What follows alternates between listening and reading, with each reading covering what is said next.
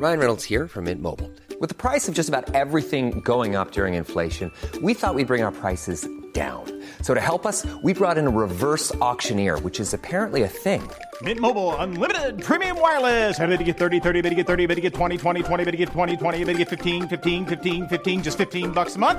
Sold! Give it a try at mintmobile.com/switch. $45 up front for 3 months plus taxes and fees. Promo rate for new customers for limited time. Unlimited more than 40 gigabytes per month. Slows full terms at mintmobile.com. Being a winner on Valentine's is easy. It's flowers. Don't forget the flowers. Order early at 1-800-Flowers.com and you'll be entered for a chance to win $10,000 cash, a bouquet that's guaranteed to wow, and the chance at winning $10,000 cash. Just go to 1-800-Flowers.com/ACAST. That's 1-800-Flowers.com/ACAST. No purchase necessary. Ends at 11:59 ET on 2/4/24. Open to legal residents of the 50 U.S. and D.C. 18 years of age or older. Sponsor is 1-800-Flowers, Inc. For free entry method official rules, visit www.1800flowers.com/sweeps.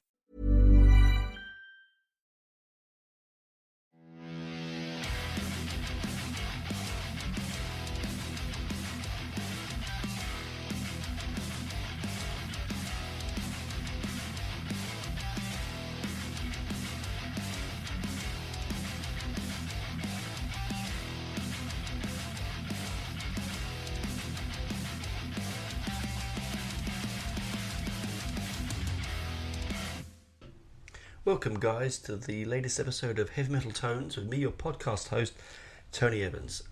This is one of the first episodes of the new year, and I was having a discussion with a good friend of mine recently, and I thought, I'm going to have a chat about it this week, so it was a good idea.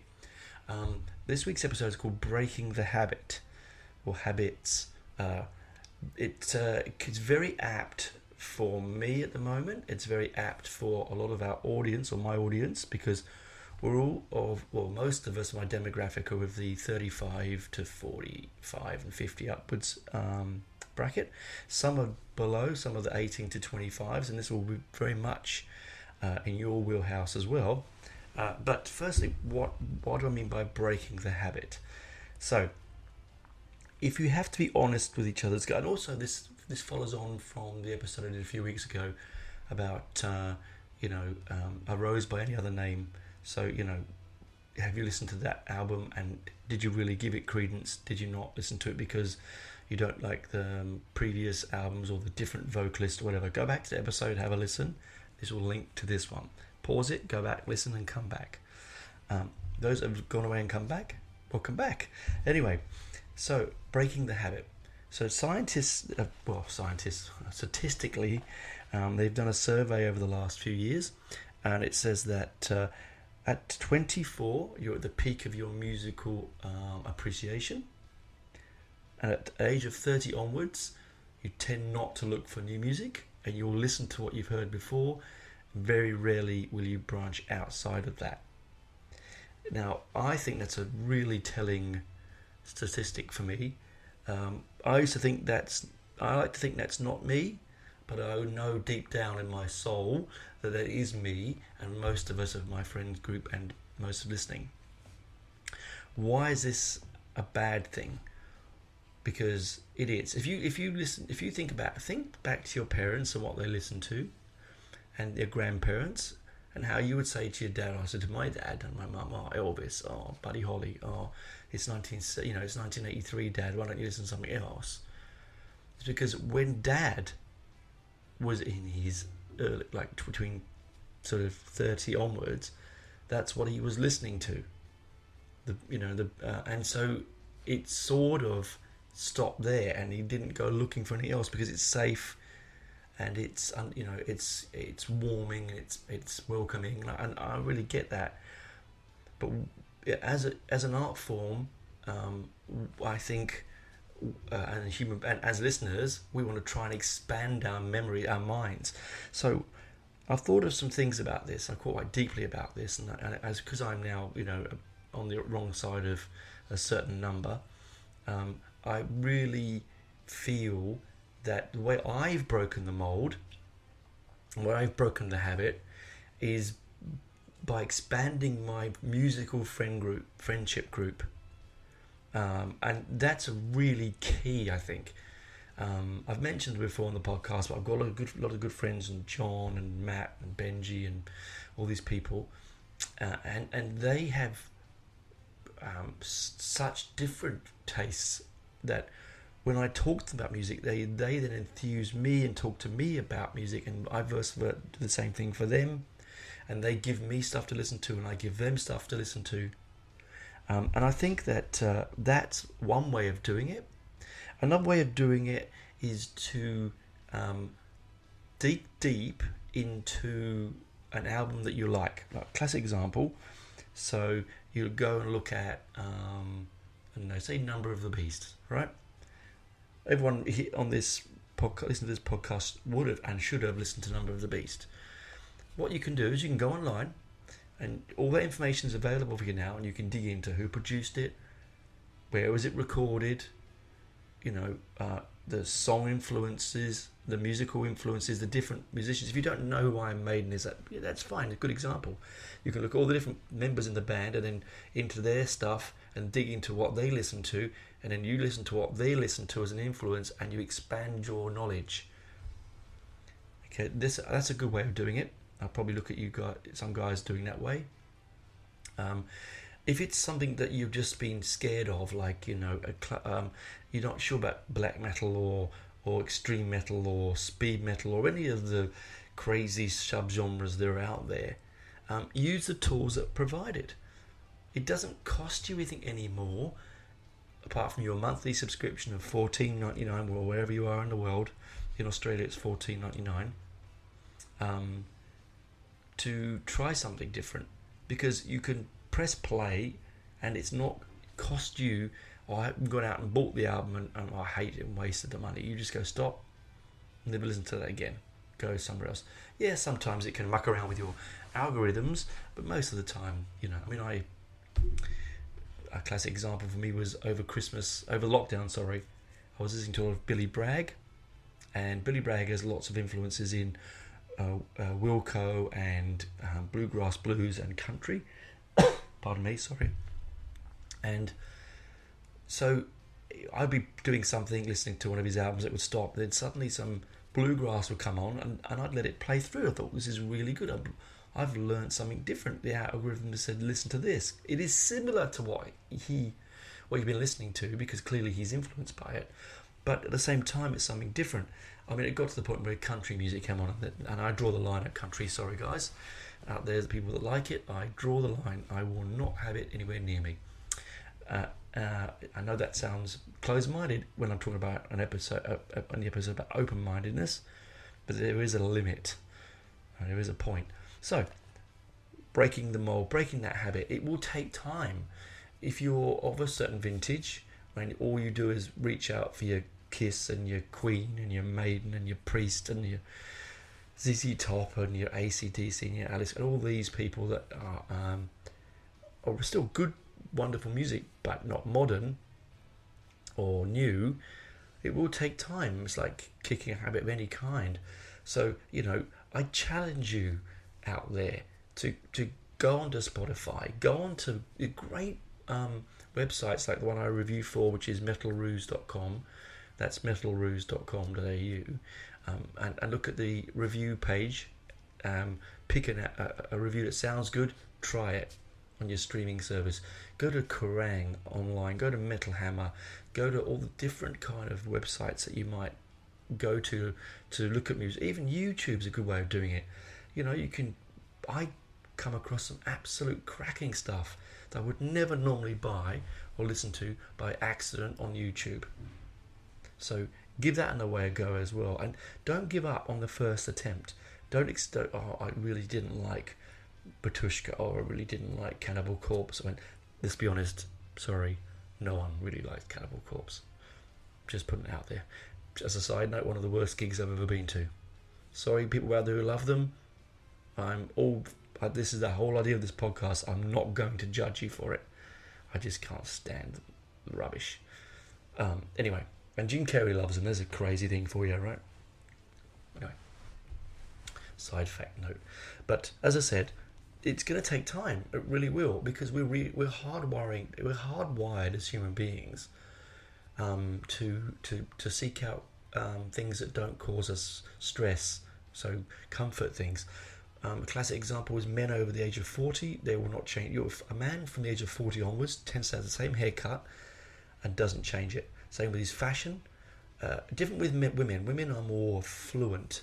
So this might be easier for the female audience here listening to do, because they tend to be a bit more open to change and something different. And this comes with, and I think this is also hardwired to their fashion choices and their life. And just they have to change, being particularly when they become mothers and things like that. They change on a rapid day-to-day basis. But yes, so don't give up. I think we all need to break the habit. All right, we need to try and change our journey. Still be proud of what we listen to and really enjoy it and pass it on. Because again, older music will disappear if we don't keep playing it. But at the same time, the new music will suffer, because those that have money are our age group, the 40-somethings and onwards. All right, we really do. We have the expandable money because most of us bought our houses, had a good career, raised our children, and so the money's there. When you're younger, the money's a bit more, you need to save it for drinking and for going out and spending money on your girlfriend / boyfriend, and you don't think about saving and you don't really think about the future. I mean, I didn't at the age of 21. You just don't. You're living for the moment. But as you get older, you do think about, you have got that opportunity. So, give it a go. Even if you've got some spare money, you're in a second-hand record store and you've got some CDs for a couple of bucks, or vinyls for $10 or something like that, or cassettes or whatever you want to buy it on, give it a go. Because really, you might learn to love it. One of the albums that I adore intensely and I really, really love, that came about by me listening and taking in charts, and that's There's Mind Bomb. Yeah, I was much younger. I was 18, so I was earlier than that period of time at 24, as we mentioned, up to 24. But at that point, I'd been only listening to early prog, punk, some early metal. I wasn't maybe a little bit of Prince, a bit of hip hop, things like that in the charts, and so I was stuck in that past. But that one, I was sitting around a fountain near in our college, and a friend of mine, Colin, I think his name was, he just gave me a cassette and said, "Here, try this, might blow your mind." Completely different to what I was listening to. And if you've ever had a chance to listen to that album, guys, give it a go. It's a wondrous album. It's not metal, but it's deep, it's soulful, it's powerfully lyrical. It's just a brilliant album, probably one of the albums of the 80s, in my opinion, along with Infected by the same band. Anyway, but what I'm trying to say now, and it's going to lead into my second part of the podcast, but the B-side is, I think we just need to discover. I think discover is the right word. We lose as we get older the ability to discover because we don't want to jump out of our comfort zone. So I'm repeating myself, I know, but use streaming, talk to mates, ask for their opinions, getting to like I've got a couple of great musical groups we chat about, and certain different friends in Messenger, and we talk and we send each other album review ideas and video, and I'm never too scared to send someone like John and my friend Parksy. We have a messenger group called the Coat Hanger Crew. Don't ask, it's a long story, but it's a very funny one, and it's mainly based around progressive rock and late 70s hard rock and so like now another one really is that John got me onto a band called the Decemberists. Now they're a sort of folky, punky, poppy, very, very talented plethora of musicians. To put a label on them is really difficult. I'd really ask you to go out there and try them. I remember I helped John discover Amarillion, which was really good for me, and because I'm not alone on my own here, and I got him to discover Stephen Wilson and stuff like that, and something to open his mind. And now John listens to this podcast, and if I say go listen to some extreme metal, he goes and gives it a go.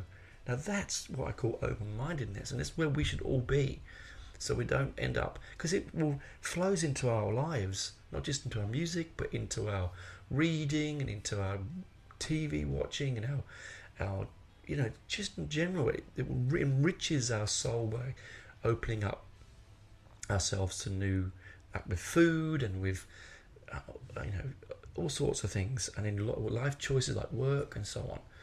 So yeah, let's all try and break the habit, guys. I'd love to hear from you.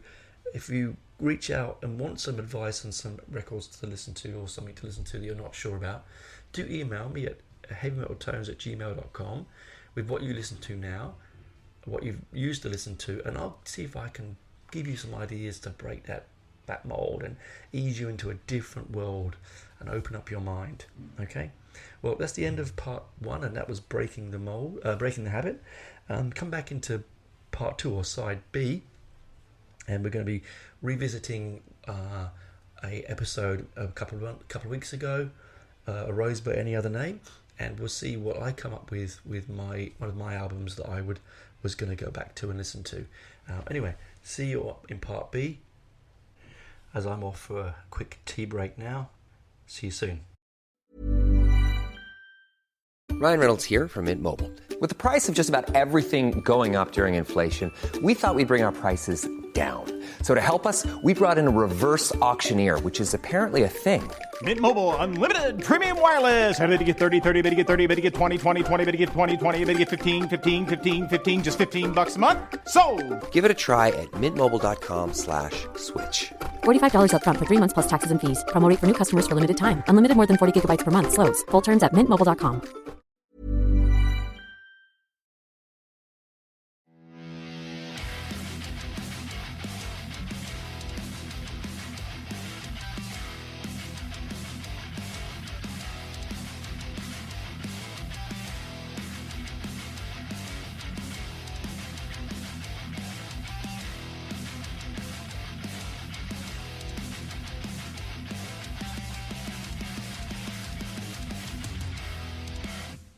Welcome back, guys, to part B, or side B. If you flipped over the podcast and you've got the other side, I've replenished my cup of tea. I'm sitting here and I'm thinking about a couple of episodes back ago, A Rose By Any Other Name, where I said that we should all try and find a couple of albums that we love and one stuff we don't like and why we don't like them, try and go back to them and see if there was any prejudgment. And I chose X Factor by Iron Maiden, 1995's X Factor. The first album with Blaze Bayley, the first after the wonderful Fear of the Dark. And like a lot of us diehard Iron Maiden fans, the moment that Bruce Dickinson mentioned that he was leaving, we felt a deep sense of dread and woe, and I thought, this is it, it's over, right? I wasn't old enough to remember the Di'Anno to Dickinson era. I'm sure people of the original Di'Anno fans felt the same way, but what you got, but I'm sure that they came with time to understand that Bruce Dickinson is a wonderful singer and perfect for the band, and the band would not have grown to the size and the behemoth that it is without Dickinson. Anyway, so 1995 rolls around. I have got married, I have a new child on the way, and I find out that Bruce Dickinson has left. Heartbroken, but too much to worry about on my plate. You know, a new family, a new life to open and lead and to run. And so I didn't really give it much credence. I do remember just thinking, well, that's it. It's done. You know, is what it is. And I did listen to the album. I didn't buy the album at first release because I did that whole no, it's not Bruce Dickinson. And so up until recently, I never owned either of the Blaze Bayley albums, Virtual Reality or X Factor, and I sort of have it's always bubbled in me with a bit of stress, because I do think of myself as open-minded and do think of myself as someone who would not do that, but I just put them in the back, and I joined that whole legion of people that just laughed at him and said it's rubbish and it's not Maiden and it's not Bruce and it's a period of down for the band. And I'm gonna say this, Blaze, if you ever get to hear this podcast, and I really hope you do, I'm really sorry that I was one of those people. You're a talented, gifted singer-songwriter from Wolfbane onwards. You have a great voice. It's like, I don't know, it's just like not being Ringo. It's not like not being John Lennon, trying to replace John Lennon. The same thing was when Rob Halford left Priest. It's something. Or keep going when Queen keep going, that there's no Freddie Mercury, or In Excess keep going and there's no Michael Hutchinson, or God, Thin Lizzy, with none of them left. And I sort of, as I've got older, and it does up back to side A, where I was at age, I was 23, 24, so I was bordering that time when I should be more open-minded, and I wasn't. I really wasn't. So this is my penitence. I went back and listened to the album, and I thoroughly listened to this particular one, and for me, it actually is a really good album. So as I said, released in 1995, it's 12 tracks, all of them of a decent length. It's a complete departure sound-wise, I feel, from Fear of the Dark. And Fear of the Dark was already departing from Seventh Son and from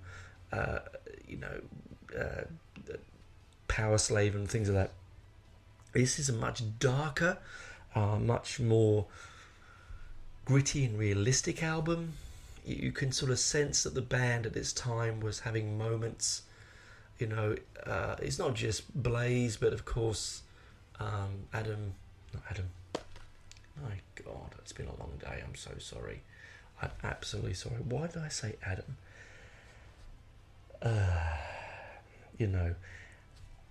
It's an A word. Adrian Smith. It's an A word. That's all I can say. Adrian Smith's left, and you got new guitarists coming in, and it's not quite. It's just not quite the same. And Steve Harris was going through tough times, I believe, in his personal life. A lot of the band members were. They'd had it's been like being married for a long time, and suddenly your partner, wife or husband decides they're moving on. You've got to suddenly then carry on with your life, but not, change, but not change too much. And I feel this is the divorce album, or I shouldn't say the divorce album, the separation albums, with Bruce leaving and Adrian Smith going and things like that. This is their separation albums. And, it is more progressive, it is more angular in its musical form, it is more pushing very close to those early 2000 albums, which I don't really like, as I've mentioned before. They're sort of bland, nothing burger albums. The artwork for both this and Virtual Reality, well, actually, this is a terrible album. I think this is possibly the worst album cover of all of the Maiden albums. Virtual Reality was okay. It was a bit more, pardon me, not the mic, more fun, a bit more colourful, a bit more Maiden-esque. This other one was just looks like Dance of Death. It feels like they've just patched it out quickly.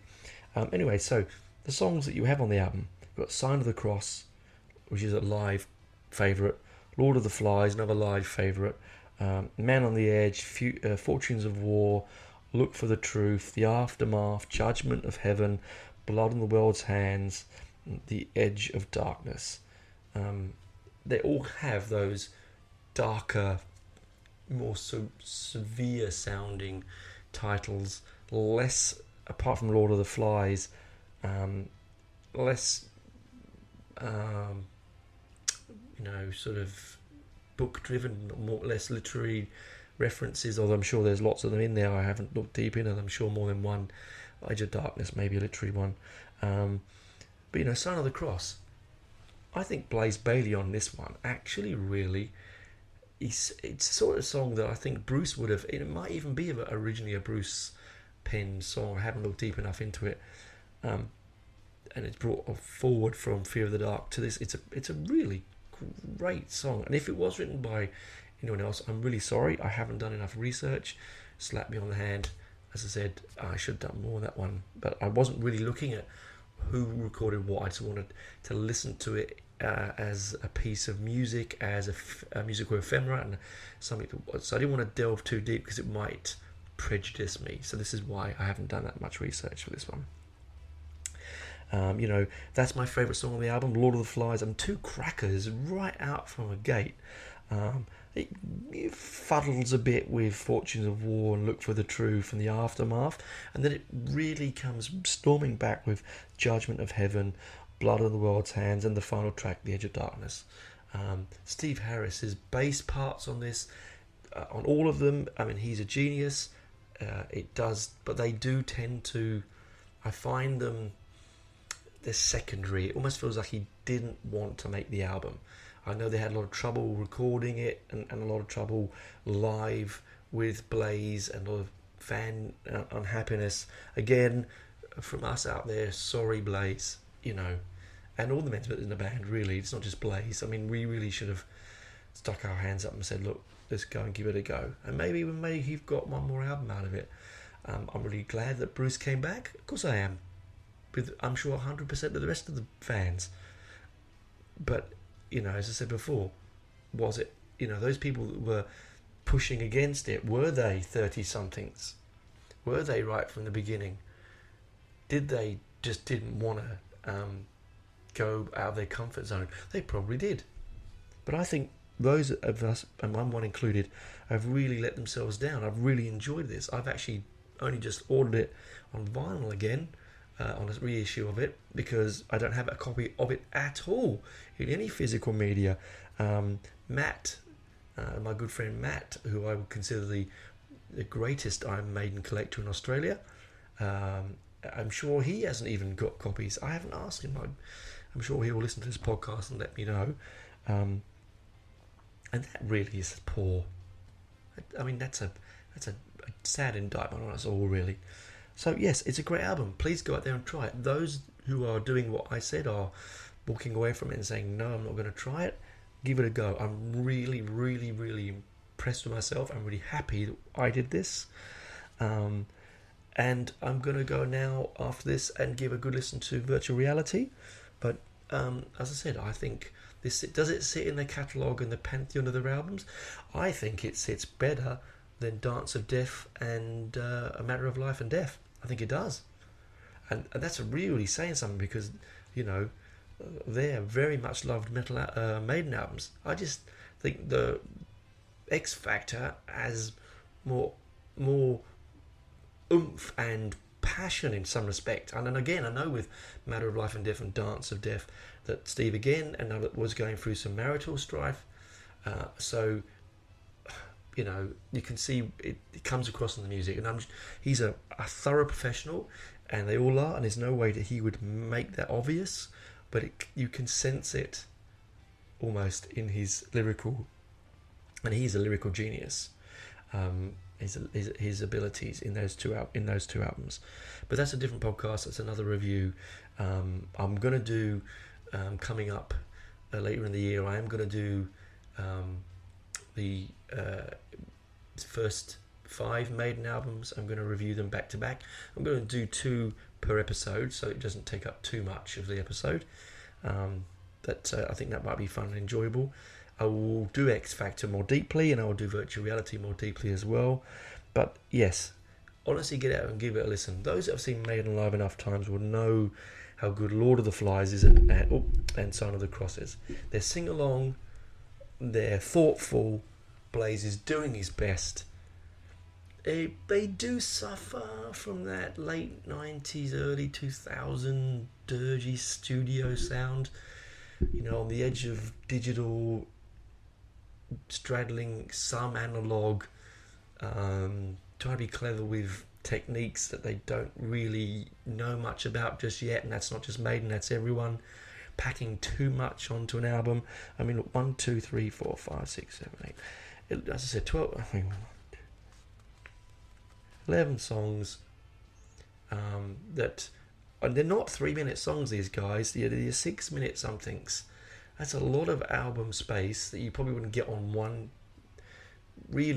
traditionally recorded vinyl. These days, with 180 gram, they can squeeze it in, they can compress the groove a bit more, they can compress the sound when they're putting onto the vinyl. They're not taking it directly from its analog source, and so they can squeeze it in a bit better. But on CD, they just push more ceiling, and not just that, but the loudness, the ceiling of volume for these two albums also surprised me. I had to turn it down to 7 or 8. Normally I have it on 8, 9, because it's recorded at a lower volume. Push up the volume in your stereo. These are recorded louder, so you have to bring it down, and that is a bonus for some extent, for portable stereos and for portable CD players and cassette players. You've got more for your battery, but you will lose the warmth and depth out of the audio bandwidth that you get with less, because people wanted more. They have a CD, they can put this much on, let's fill it. I've already talked about this before, I'm going over old ground, but this album does, in some areas, suffer from the 90s volume wars and how much we can pack on an album. I mean, Maiden did it later in their career with, Book of Souls as a double album. This new one, Senjutsu, is a triple album. But they did it over several albums, over several CDs, over several pieces of vinyl.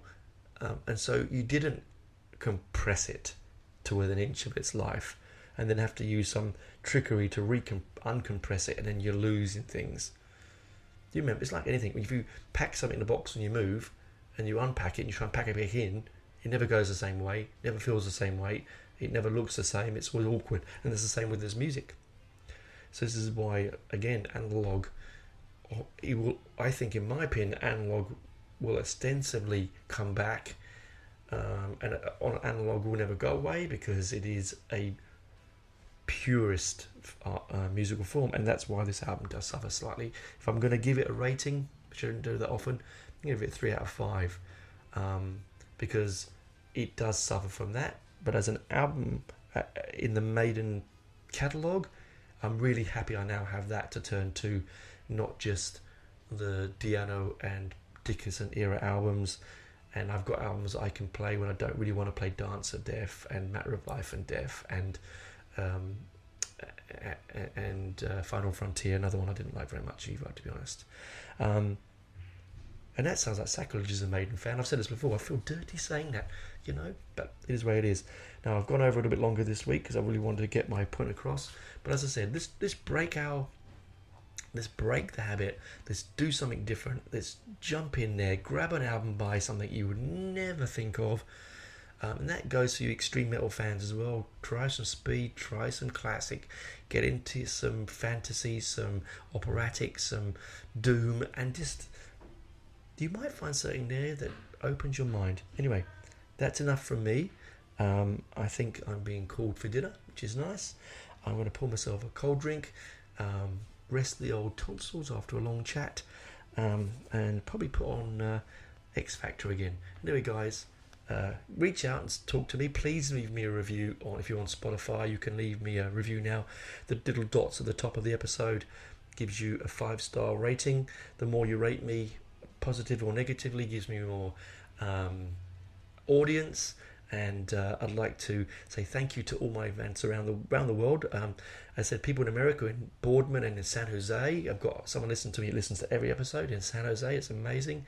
People in Ghana and all the way across the world, strange places. But I reach out and say hello. Tell me what your songs that you're trying, or albums you're trying differently, how you're trying it, and tell me about whether you liked, X Factor or not. Anyway. Talk to you next week, guys. Bye for now.